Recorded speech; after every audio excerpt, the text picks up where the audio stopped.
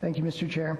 The first item is the minutes of this committee's meeting held Monday, February 8th. Recommendations to approve those minutes. So moved. Second. All those in favor? Carried. Next item, please. The first report to staff concerns Earth Hour. It's a report of the Deputy City Manager, Mr. John Dumont, who will make a presentation, and Earth Hour is taking place Saturday, March 27th at 8:30 p.m. The staff recommendation is that committee receive the report for information. Thank you. Mr. Dumont. Thank you very much. Through the chair, just by way of background, this is the third year that the city of Coquitlam has participated in Earth Hour with other cities around the world. It's an event that continues to grow. In 2009, I would characterize that we did better than average. We were 20th out of 49 municipalities that BC Hydro measured the energy reductions for. But there's also room for us to do better given that ranking. So we're going to try again this year. We had a 2.9% energy reduction last year. In terms of what we will be doing, we'll be targeting 3 specific areas. The first is our own facilities, and basically the rule of thumb is that where we have facilities in operation and playing fields that are being used, in those situations we won't be powering down our lights or our infrastructure, but wherever possible with our facilities that aren't being used, or in some instances with ones that are used, we will turn off whatever unnecessary power we can. The second target will be businesses, and we'll be doing a mail out to businesses to encourage them to participate, as well as doing a target program with the Austin Heights businesses. And finally, we'll be targeting residents through a series of communications in the newspaper and on our website and things like that. So that's basically it. And as the clerk stated, it's March 27th. That's a Saturday at 8:30 p.m. Thank you, Mr. Dumont. Councillor Robinson, you have a question. A couple. Is there any reason why we're not going to be encouraging the Tri-City Chamber of Commerce as well to pitch it to their members? We can certainly do that. That's a good suggestion. Yeah, I'm just thinking that Port Moody and Port Coquitlam participate, and I think we're neck and neck. We're gold, silver, and bronze in some way, and I'd like for us to get the gold. But given that the 3 communities participate, it might be just we can all benefit from that. The other question I had was, can we use this in any way or tie it to the broader educational component that we talked about last time in the land use committee around the greenhouse gas reduction strategy? So if we're going to be promoting Earth Hour, can we tag along some of the other things that we're doing as a city? Because, I mean, it's great that we have this going on. It's worldwide. It's fabulous. But it's 1 day, 1 hour. And when we talk about reducing our resources, our use of resources, we have to go beyond that. So I fully support this, but I'm wanting to know if we can let the community know that it's not just a day, it's not just an hour, that there are many ways in which we're trying to reduce and encourage people to go beyond it. Is that part of... Yes, we can certainly weave that into the messaging. That would actually be a good thing to do, and we can translate just the Earth Hour reductions to what they mean in greenhouse gas emission reductions and things like that. And what else we're doing as a city throughout the year. I think it's just an opportunity to promote that. That's great. Thank you. I just have, on a similar vein, we've been doing this for the 3rd year now. And do we have any, as it being a 1-day event, but the idea is to educate people through this 1-day event about reducing their consumption in the earth. Do we have any tracking information from year to year of people changing their habits? Is it having an effect on the public at large by having an Earth Hour and changing habits by highlighting it? I'm not aware of any statistics that actually illustrate that. I mean, certainly I think people are getting more energy conscious, and the technology is improving over time in terms of the lights people use in their homes and things like that. Furnaces, things are becoming much more energy efficient, but I'm not aware of any stats that actually demonstrate that household use, but we can certainly look and see whether there is any statistics out there that track how people are doing over time. I guess, and further, when we do our yearly Ipsos Reid type polling, it might be one of another questions to ask people, what is the effect of Earth Hour on their use and consumption, to get us some ideas of the effect of it. I think Councillor Robson pointed out the idea is just not to win the gold on a one-day event, but to win the gold on a long-term change in people's habits and their consumption usage. And I think that's the goal that everybody really wants to try and achieve. Seeing no other, all those in favor? Carried. Next item, please. Next item, item 3, concerns mitigating the impacts of land development construction activities. I have an introduction by the General Manager of Engineering and Public Works, Mr. Bill Suzak. The staff recommendations that Council endorse the procedures outlined in the report for reducing traffic impacts caused by on-road construction related to development, and secondly, endorse the procedures outlined in the report for reducing clutter and dirt on the city's road rights-of-way drainage systems also related to development. Thank you. Mr. Suzak, please. Thanks, Mr. Chair. This report comes to you out of the impacts that particularly Northeast residents have suffered through over the past many months, and it's expected that there will be some construction impact when land development occurs. However, it should not be severe, and people should not actually have to suffer through some of the impacts.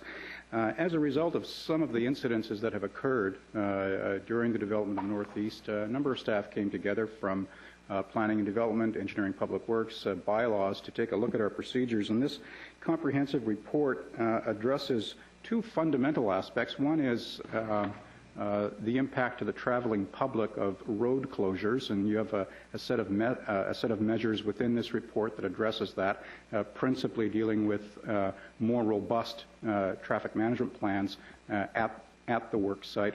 And the other significant issue is for residents who are up in the Northeast and have to suffer through house construction.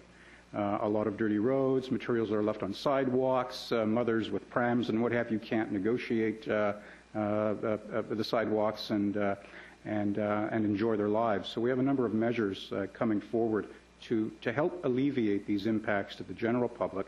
Some of them are regulatory in nature. For example, we will have a stepped-up bylaw presence.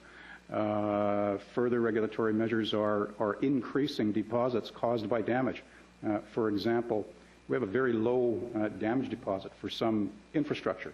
For example, if a sidewalk gets broken, we currently have a damage deposit of only $600. These damage deposits are proposed to go up to $5,000 to cause developers and contractors to think twice. So those are some of the detailed measures in front of you. These will have to be followed up in a bylaw form. For example, damage deposits require a bylaw amendment, and that will follow through. And staff from bylaws, Engineering, Public Works, and Planning and Development are here to take any questions. Thank you, Mr. Suzak.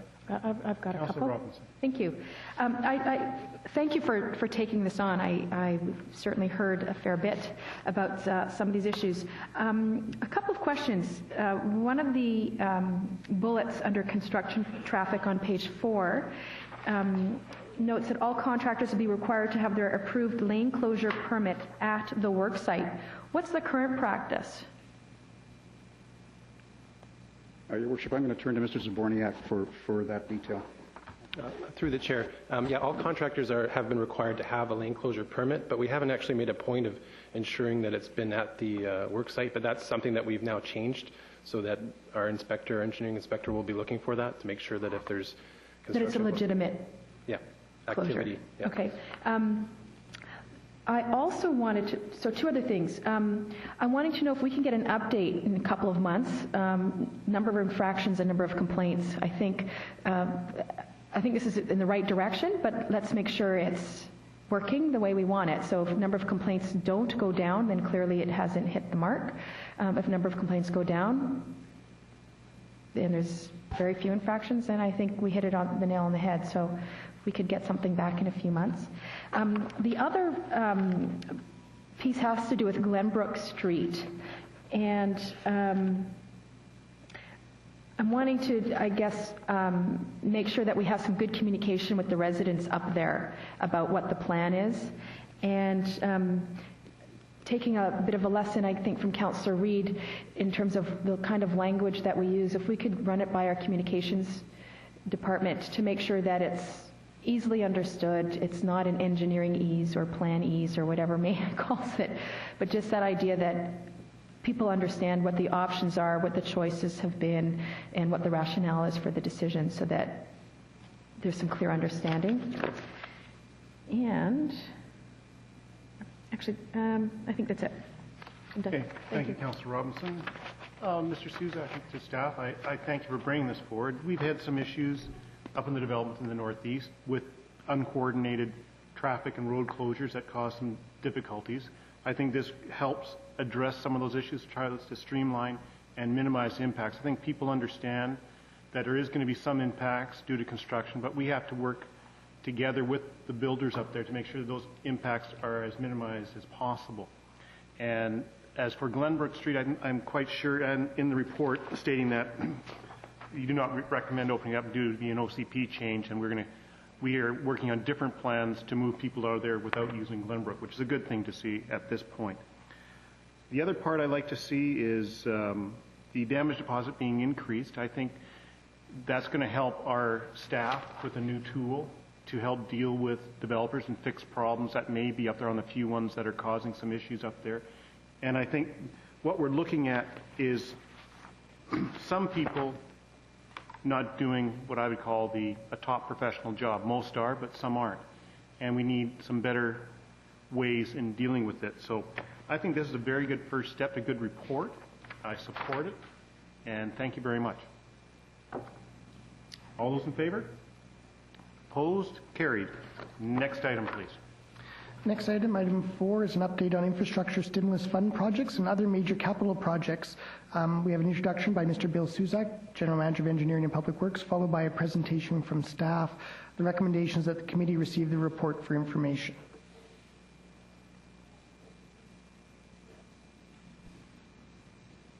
Pictures. Thank you, Mr. Suzak. Go ahead.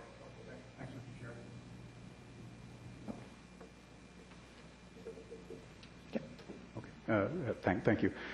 This is a report out to committee and to the community on the status of some of the major projects that are occurring in Coquitlam. Just for a brief synopsis before I turn it over to Mark for some of the details.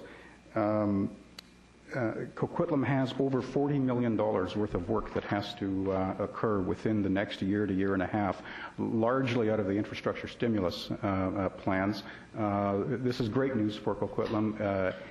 Certainly taxes us in terms of staff to get the work out, but we've got a terrific team that I'm going to introduce soon to you. The total amount of work that's occurring in Coquitlam is probably closer to $100 million over the next year to year and a half when one takes a look at the value of the King Ed overpass, which is not even a subject of this report out. The common wisdom is that if the city were to undertake the King Ed overpass on its own, that by itself is likely a $50 million project, and the amount of work that staff have to do to make that overpass a reality is pretty much the same as if we were doing the contract work ourselves. So just to note that we have that kind of volume going on, certainly a sense of urgency to work in harmony with the province, both from a Port Mann Highway 1 gateway perspective and also meeting the deadlines on infrastructure planning. The vast majority of the work, I want to emphasize, is occurring in southwest Coquitlam. It's an extraordinary amount of infrastructure investment occurring in that particular area of the city. Just before I turn it over to Mark, I wanted to introduce the team that is delivering a lot of these projects for you. Gents, would you stand, please? I was wondering who they were.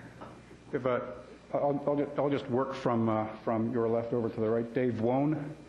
These are all project managers. Chad Braley is the supervisor of all the project manager, and he is taking a direct lead on a lot of these critically important projects. Rick Tebow, Inner Gill, and Bruce Holitsky. are the people who will be delivering this work on your behalf. And I'll turn it over to Mark now for an update. Thank you, gentlemen. We'll go with this one. Yeah. Thank you, Bill, Mr. Chairman. Yeah, as Bill notes, this is quite a significant work program we have this year. Normally we do between $20 to $25 million of work. This year it's $40 million just with these, $41 million just with these projects. We've got another 30 projects or so as well, so those are smaller, but so we're looking at least doubling our workload this year. How are we doing that? These guys are going to be working overtime. You can bet this year. Free of charge? Not free of charge. We're going to be deferring some projects. We'll have to defer some. These are the projects that are on the top of our list based on the deadline that we're facing. We've used more consultants to get to this point, to get to this design. Next. You've got this in the report, but it shows the locations of the major road work that's going on. I'll highlight the Lougheed section, Lougheed-Barnett section. There's a couple sections in the north-south portion of Lougheed which we're not doing. We've done those recently, so we're not going to be redoing those, but those are already, the pavement's already in good shape. The large section in the Cape Horn area is not within the jurisdiction of Coquitlam. It's in the jurisdiction of MOT. We will be meeting, staff are going to be meeting with the Transportation Investment Corporation to try to ensure that they're doing that work as soon as feasible. Some of it's getting rebuilt as part of Cape Horn, others parts aren't, and we're going to be talking to them about making sure that all of Lougheed is done as soon as feasible. Next slide. This just sort of shows in a nutshell what our design timelines are, tendering and construction. We've already done much of the design. I would say most of the design is done at this point or very close to being done. We're going to be tendering much of the work very soon. And then this is going to be, again, a very busy construction season. I guess the thing where we're a little bit further behind on would be Lougheed-Barnett, just because we found out the latest, it was most recently that we found out about that project. But we've made good progress in terms of the design, and we'll be ready to go out ahead of the paving season on that project, that very large project. So I'll just focus on these aspects of the report, which is our challenges. The biggest challenge is the financial challenge, and it has to do with the deadline and meeting that the deadline for the infrastructure stimulus fund projects, and that they have to be completed by March 31, 2011. We've done what we can to try to address that risk. Particularly for Schoolhouse and King Edward, which are the most complicated in terms of all the things that have to happen before we can pave. I mean, Lougheed is also a big project, Lougheed-Barnett, but it's primarily paving, so it's not simple, but it's less complicated than those. So with Schoolhouse and King Edward, we'll be tendering those together as one project. We've pre-qualified potential contractors and one of the criteria is ability to complete a project on time. You want a single contractor on King Edward Schools? And it's a single contractor that we're looking for. In terms of the design that we've done, the design is almost complete, but we've also included constructability and construction issues in terms of being able to construct it in as quickly as possible. We've been meeting, Chad's done a good job at meeting with the third-party utilities ahead of time, hydro, gas, Shaw, to make sure that we're communicating with them in face-to-face meetings so they know the urgency. And I think so far it's been pretty good in terms of the response that we've got from the utilities. Construction impacts, what comes to mind there is Schoolhouse, the number of driveways, the fact that we're going to be raising that street. So again, we've done, Chad, and we've also hired an owner's engineer to assist and meeting assist the city. And meeting the owners and primarily the owners out there ahead of time to let them know what's coming, try to find out if there's a way to mitigate the impacts. And that's begun already and is continuing. I'll just note the next item is a raised median on Lougheed Highway. As part of the project to repave Lougheed, we're looking for opportunities to find ways to make the highway safer, more safe. And one way to do that is to look at the access issues. And in this one in particular, between North Road and Gilby, or even east of Gilby, there's a median that is not continuous. So we're going to be able to, we will be putting a raised median for most of that section to control the access, allowing left turns into businesses, but restricting left turns out of the businesses for safety reasons. So again, I've listed that as a challenge. We will be contacting the property owners or the businesses and on one-on-one meetings with them, discussions with them. And the last thing is just the amount of work. I mean, we have to be aware of bringing this much work out to the market in terms of finding contractors that can carry out the work. And we're doing that by trying to stagger the work, and also to,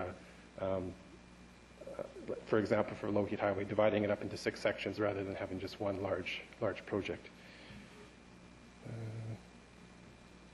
And again, I mentioned before, deferring some of our work that doesn't have that hard deadline.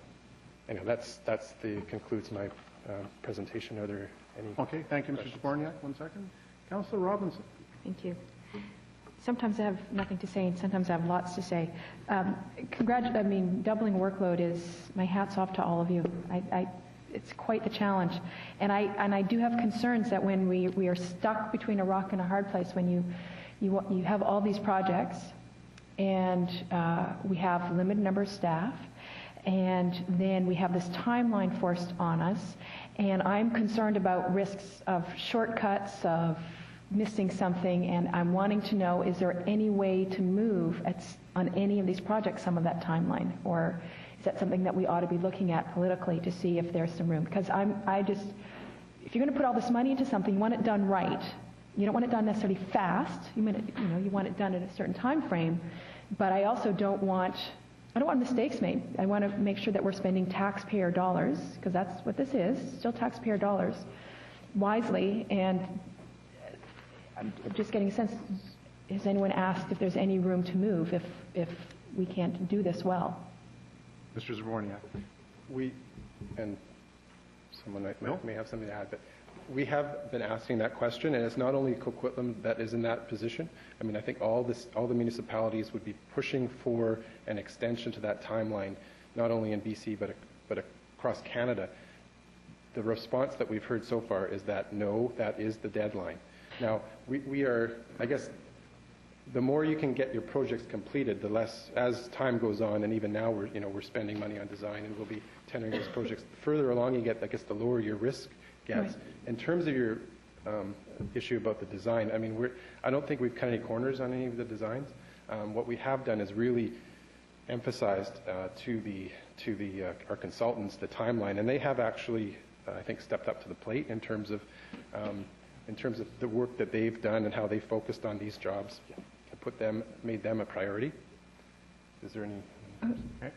Mr. Suzak. Sure. Just wanted to add a comment about the nature of the procurement process. The staff have already done a pretty good job in mitigating risk and ensuring that we're going to meet scope, quality, and time components of the work before us. For example, the schoolhouse King Edward, which I would say is the by far highest risk component of these projects, went through a pre-qualification process earlier this month.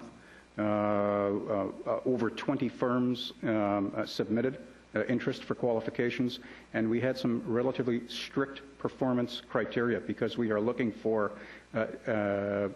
certainty in documented performance, and we identified only 10 firms who had that strength and that capacity in the industry, and those are the firms that will be invited to bid. And we have confidence that they can do the work.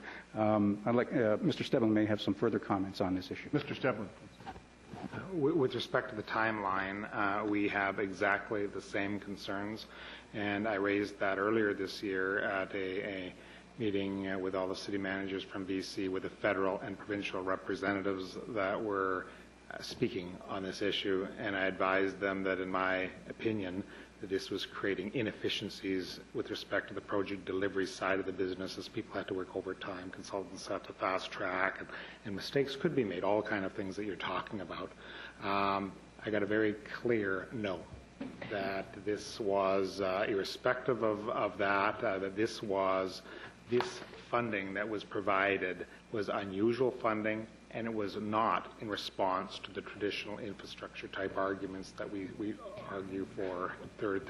We're very appreciative of the province and the federal government coming up to the plate and providing funding, but they said that the primary focus for the need for this kind of program was stimulus and in response to the economic downturn of a year ago, and that the recovery was a V-shaped recovery, that it was a very big drop, and it is now recovering, that they wanted this money to fill that V of the economic problem.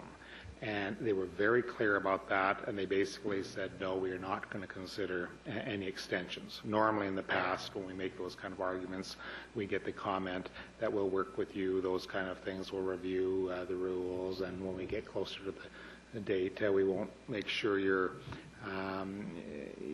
negatively disadvantaged by that. In this case, it was a very different reaction, and the clear message to everybody in the room was get your projects done.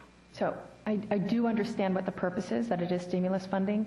My concern is because we have this really tight timeline, we do run the risk of having just generally substandard contractors, because everyone has the same deadline, so everyone is going to look to hire the best people. And I'm wanting to know, Mr. Chair, if maybe we could add, we need to write a letter to FCM and call this back into question, because I'm wondering if municipalities ought to all be saying, if we're all in the same boat, if we used our voices collectively, if that might have some influence. We certainly can do that. There's nothing untoward about that kind of motion. That kind of motion would help. That kind of letter would help. People are already doing that, but this would add weight to that. I know not only people at the FCM, but folks in, for example, Canadian Public Works Association are making those kind of arguments, and they're having those kind of discussions. It certainly would help for us to lend our weight to that issue in terms of, so that would be, I would see that as a friendly type of motion. I have no problem with adding that in there as just a note that we would want them to, for the provincial government, the federal government to look at extending the timeline, but having the reality of the situation, we have to plan to accomplish this by the March 31st deadline. So fully recognize. I would like our colleagues to recognize that this is putting certain pressures, and that there is a bit of risk when you push this kind of deadline, and I'd like to see if there's some opportunity to just relax it just a little bit, but I certainly recognize that we need to be prepared in case we can't get any movement. I have one other question. When we do all this road work, and I recognize it's all happening in that south end, and we've already run into some challenges around, we do a really good job of making sure that cars are rerouted as needed, but we haven't done as great a job around cyclists, particularly commuter cyclists. And I think that when we look at rerouting, we have to look at not just where will cars go safely, but where will the cyclists go safely. And we need to make that part of the thinking, part of the planning, because the last thing we want is a cyclist to get hurt. And this actually increases the risk for cyclists when we do this. So I think we need to have an eye when we do that. That's it. I'm done. thank you, Councillor Robinson. I guess I look at things in life, there's risk and reward, and I think the reward at the end of the day is a far superior transportation network in Coquitlam to better effectively move people around here. So while there's a timeline, the one thing I was quite happy to hear, as Ms. Suzak, is that we had 20 firms bid on this. I know when we were at the peak of the bubble that we were having problems getting bids on goods. So while it's a tight timeline, that shows me that there's a lot of companies out there looking for work, good quality companies that can perform the work. So that to me shows great hope that you'll get this done. I know as engineers and project managers, you'd like a challenge. And this definitely is going to be a challenge for all of you and for your team. Mr. Suzak, Mr. Zabornik, you have your 5 project managers there. And I've got quite confidence that I know that you guys have been working on this for a number of months already, and you will be working on this for a number of months in the future. But I think this is has a lot of benefit in the long term for Coquitlam, and I know you guys are up to the job. Mayor Stewart, anything? Actually, I would. I don't want to characterize this as between a rock and hard place, because we could have turned down the grants. We do recognize that it does place us in a challenge. I have as much faith as our chair does, and I want to repeat that I believe the council's behind you in recognizing that there's a lot of work ahead, and you'll get it done. And I look forward to seeing this enormous amount of improvement in our community done, and stimulating the economy at the time that the various levels of senior government want it stimulated. It's got to get done, and that we can get it done quickly is a big pressure, but it's some advantages as well. Thank you. Thank you, Mark. Thank you. Okay, all those in favor? As amended? As amended. Council, City Clerk, do you understand the amendment? I understand the direction to staff regarding the letter, and this means that this item will now go to council for that approval, Yes. as opposed to being received for information by the committee. Yeah. Okay. Good. Thank you very much. Is that satisfied? All those in favor? Opposed? Carried. Thank you, Mr. Chair. That's the last formal item on this agenda. Thank you very Move much. adjournment. Second. All those in favor? Opposed? Carried. Thank you, everybody.